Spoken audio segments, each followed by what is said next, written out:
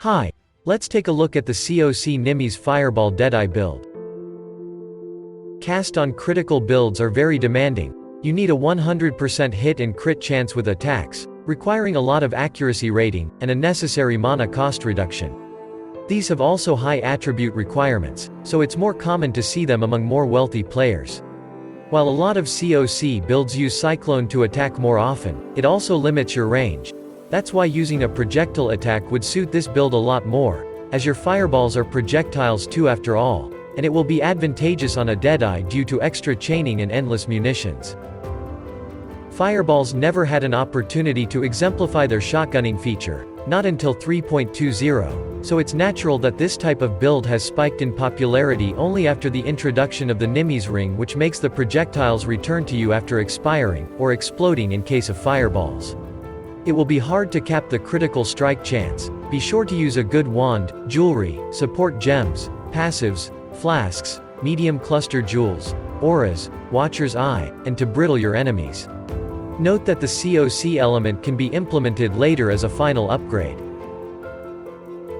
To cast the main spell, you will use a kinetic blast attack fired from a wand. It will create fireballs on critical strike. Fireball is an extraordinarily simple spell that has high base damage, and the ability to shotgun. Multiple explosions from the fireballs can hit the same single target. The defenses revolve around having a regular 4 to 5k of maximum life with up to 1000 energy shield, a 100% chance to suppress spell damage, around 20k of evasion rating with Ghost Dance, Hex Curse, immunity, a 25% chance to block attacks, and instant life gain per enemy hit. Clear speed is as good as you can get. Single target damage is also excellent if you can stand near the boss for some time. Projectile speed and number are of value. It requires a lot of currency, but there are ways to cut the corners and make it a more gradual process.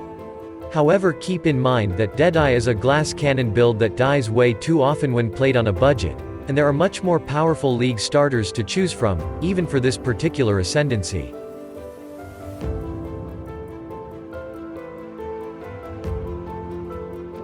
NIMIS is an obligatory unique item. All the other ones listed here are often best in slot, but ultimately replaceable. Reaching 100% critical strike chance and reducing mana cost are priorities, but that's done using mostly rare items. Atziri's Reflection is by far the best shield. It grants tons of intelligence, evasion, elemental resistances, increased effective curses, and hexproofness. If you've decided not to use it, replace it with a second wand or a regular shield with defensive stats or locally increased reservation efficiency. Lorewave is a body armor that can fix your elemental resistances, grants attributes, maximum life, mana, energy shield, increases elemental damage, and critical strike chance. It should be quite cheap, but that depends on how well rolled it is. For simply more damage, pick Skin of the Lords. It also increases defenses, making you more durable. If you can balance your dexterity and intelligence, go for Leadership's Price. Scorched enemies have reduced elemental resistance, Brittle makes them more likely to be hit with a critical strike, and Sap makes them deal less damage. With NIMIS, all the projectiles will return to you. It's a core element of the build that allows you to deal massive bursts of damage against bosses. Use Militant Faith to reduce your dexterity, which is useful with Leadership's Price. The devotion mods to look for are the ones for reduced mana cost of skills and elemental resistances. You don't want any of the keystones. Socket it near Fervor. Don't let it transform any of the notables in its radius that you want to pick, but you can go out of your way to allocate one that's useful. It's one of the very few unique items to reduce the mana cost of skills. You should be able to accommodate 3 Grand Spectrum jewels. These can be extremely good for a massive critical strike chance boost, or for additional elemental resistances. 1 jewel for 3 power charges and 2 for critical strike chance will result in a 270% increased crit chance, and that's worth 3 sockets. You may not need them. Rare jewels also yield some important merits. There are some great precision or zealotry modifiers, but the most important are life per enemy hit from vitality and reduced mana cost from clarity. You will need 100% crit and hit chance, mana cost reduction, and some extra strength and dexterity to make this build work. For more damage, look for a way to increase the gem level of Fireball, Critical Strike Multiplier, Fire Damage, Spell Damage, Attack Speed, and Projectile Damage. Increased mana reservation efficiency and extra cooldown recovery rate will be mandatory too for the most optimal result. You will need a source of the onslaught buff, which might be a flask or a specific modifier on boots, and fire exposure from clustered jewels or eaters implicit on the gloves. For defenses, look for spell suppression, evasion, and maximum life. Cast speed is not important, seek attack speed instead. Besides life and resistances, look for spell suppression and accuracy.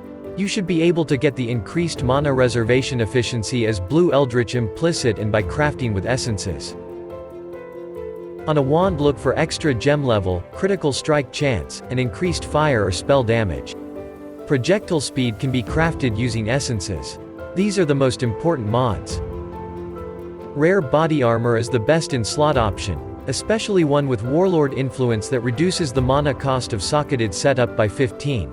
Or an Elder one with extra critical strike chance for attacks and +1 to the level of socketed support gems. Shapers and Warlords mods can increase the level of active gems. Life, resistances, and movement speed are the mods to look for on boots. Onslaught and Elusive are great to have, but remember to first spell suppression chance as well. Increased cooldown recovery rate can be found on Shaper-influenced ones. Having a specific Exarch's implicit to leave brittle is the only other way to apply it. It grants a +2% crit chance.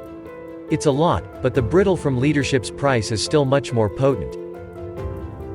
On the gloves, try to get some extra accuracy, attributes, and chance to suppress spell damage.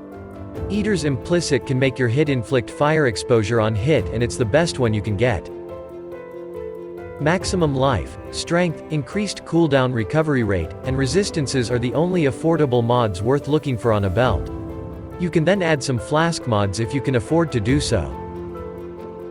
Amulets offer a huge variety of affixes, but you should be the most interested in life, resistances, increased crit chance and multiplier, fire spell damage, and increased gem level for your fire spell. Reducing the mana cost would be great too, it's a prefix you can craft. Increased mana reservation efficiency is also an option. A ring needs to have mods for maximum life, resistances, reduced mana cost of skills, and intelligence if you want to make it equal with dexterity. Attack damage leached as mana, accuracy, and critical strike modifiers are common and useful too. Jewels can help you with the mana sustain, increase damage, crit chance, attributes, life, or resistances. Increased mana reservation efficiency and reduced mana cost are especially useful.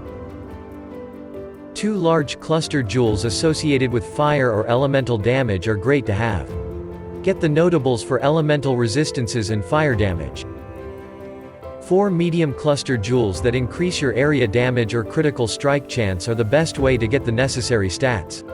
Master of Fire from a fire cluster can apply fire exposure.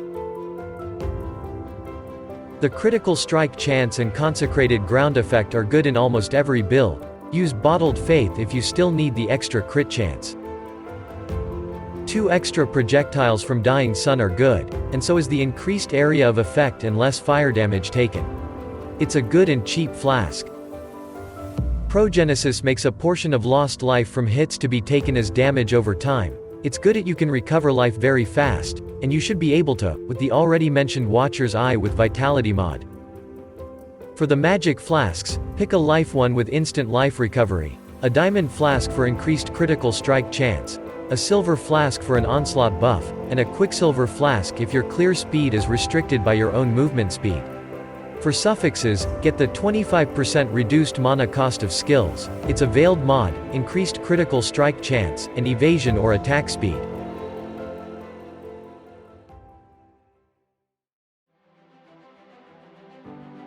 Fireball deals fire damage, it's the main damaging ability.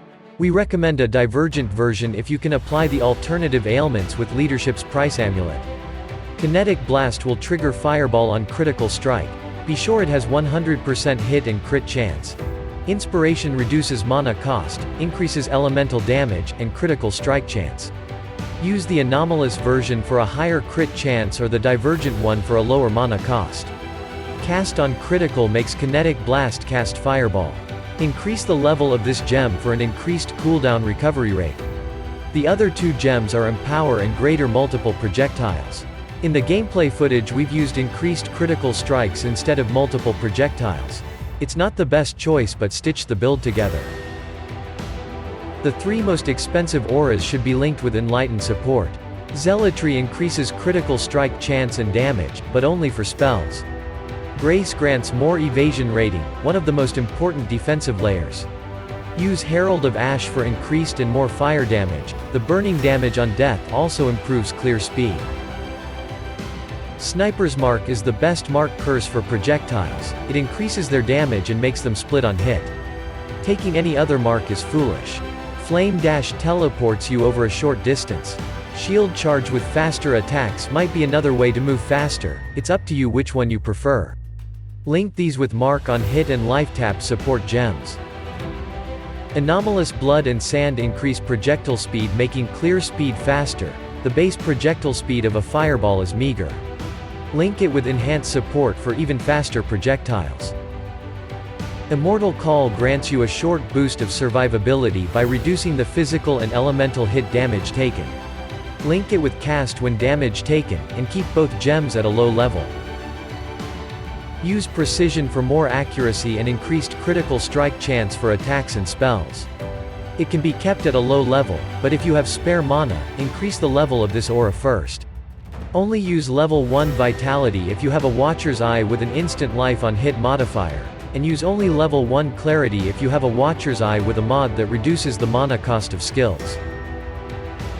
Vol Haste can temporarily increase your cast, attack, and movement speed. If you can apply a second curse, use Flammability. You could make it an auto cast by having a specific ring mod, but that's way too expensive. There's a lot more to look for on a ring.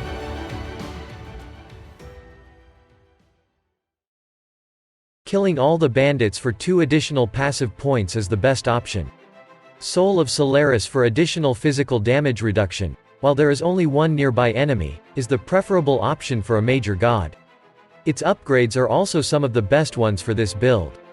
Soul of Garukin for reduced shock effect, or any of the other gods that reduce damage over time will be good. It mostly depends on your resistances and the type of content you're running. Even Tukahama for additional physical damage reduction while stationary might be good in some situations. The passive skill tree is set up to gather a lot of critical strike chance, maximum life, spell suppression, and reservation efficiency. The most efficient way to get more critical strike chance and damage is from medium cluster jewels. That's why the build requires 2 large cluster jewels and 4 medium ones. Taking Whispers of Doom costs 4 extra points and it may be too much. Leave it for the final upgrade. For masteries, allocate more maximum life as life masteries, plus 3 to the level of critical support gems and increased crit multiplier against unique enemies as critical masteries. Increased damage per herald or aura and increased aura effect as reservation masteries. Critical strike chance as spell suppression mastery. And precision's reservation efficiency as accuracy mastery. That's it for this guide. Thank you for listening, and stay tuned for more content coming soon.